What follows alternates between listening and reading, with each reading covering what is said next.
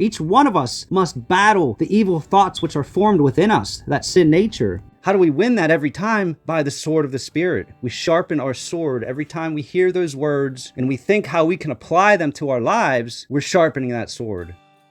That is the great mystery. That's why not everybody has the knowledge of the kingdom, because it's not for everybody. It's for those who choose it. And then he reveals more and more to them to where they're like, whoa, I should have been forsaking all the ways of the world because now I got a glimpse on what's at stake. And when that happens, you realize this life is just a mist. It's passing away. When you are being tried and tested by tribulation, try to see the objective of the test. And me personally, I've found that when I do see the objective and do see the error of my ways, when I repent and turn and have a change of heart, then a lot of time that punishment is removed quickly. So he wants us to get it. He doesn't want us to be punished and suffer, but if that's what he takes, he loves us enough to allow that to happen. And that's why the trials and the tests that happen to us, they strengthen us, they test us, they enable us to know what to do during certain situations. If we didn't have those tests, we wouldn't be prepared to be a ruler with him in the time to come. And that's what he wants for each one of us. The straight and narrow way means that we analyze ourselves and do the best that we can for the potential that he gave us, and we are fulfilling the role he made us to do to achieve his purpose. We are his hand in this world.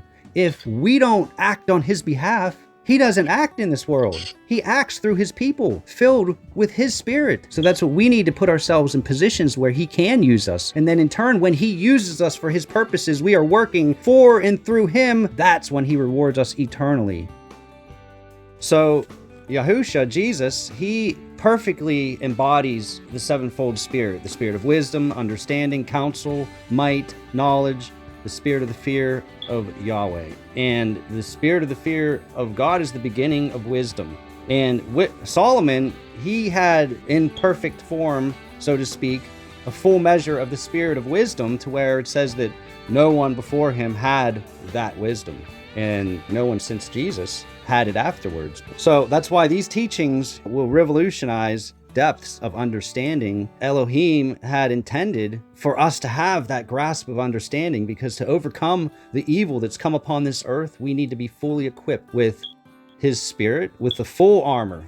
That's the only way we're going to win every battle, because he wants us to be victorious and not to be beaten down and crushed by the ways of the world. Now, that's different from being tested, because we are allowed to be tested. This life is for testing and teaching. And when we are tested, put through the fiery trials of life, it's like gold put through the fire. So all the impurities are burned off of us, because in his eyes, he looks at things a different way. He's looking at our eternal souls and the state that we are in according to that, because according to that is how we're going to be judged and rewarded, and our inheritance will be based upon what we did for the king and how we lived our lives according to what we individually were given as far as skills, talents, abilities, everything. And we're going to be judged not only for the things that we do, but for the things we failed to do, the things we knew we should have done or we could have done, the potential that he gave us great gifts, but we left them on the table. We did not utilize them because the cares of the world and the deceitfulness of riches, they choked out the world, and that fruit that we were meant to produce, it never happened. So for each one of us, that trial that we face, each one of us has to fight the evil thoughts that are formed within us, that battle and wage against our soul. And how do we win that every time? By the sword of the Spirit. We sharpen our sword every time we hear those words and we think how we can apply them to our lives. We're sharpening that sword. And of course, we need the belt of truth as our foundation to keep everything in, and the breastplate of righteousness, always trying the best you can to do what you know is right. And the shield of faith, which we put out all the fiery darts that the enemy shoots at us. He comes at us from all different directions. But to overcome this world, we need that shield of faith. And that shield of faith comes by hearing of his words. So the more we hear his words, we get that complete picture. And the more of his words we hear, that picture becomes more and more and more complete. And when you finally, that picture becomes more full, when you can see his unbelievably awesome plan for the people who choose him, That is the great mystery. That's why not everybody has the knowledge of the kingdom, because it's not for everybody. It's for those who choose it. And then he reveals more and more to them to where they're like, whoa, I should have been forsaking all the ways of the world, because now I got a glimpse on what's at stake.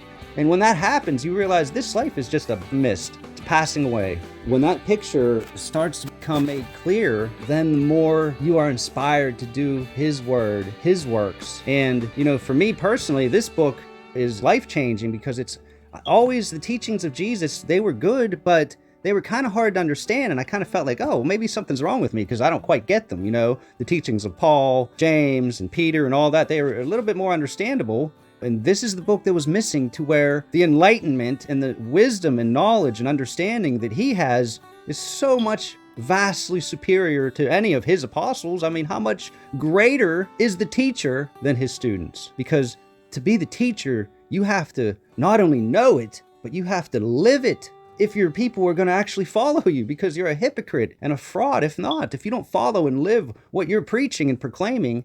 And he was sinless, and he did everything, and he perfectly represented the Father. So he, in turn, was the gleaming light that God sent down to shine forth on this earth. And anybody who enters into that light becomes a part of them, and they too can shine in this earth. So then, eventually, at the end of this age, each one of us will all be stars, as we are represented, literally and figuratively, in the heavens, and he will call us out by name, and he will announce us individually to his Father and to his angels and to everybody that ever lived. So that's what's at stake.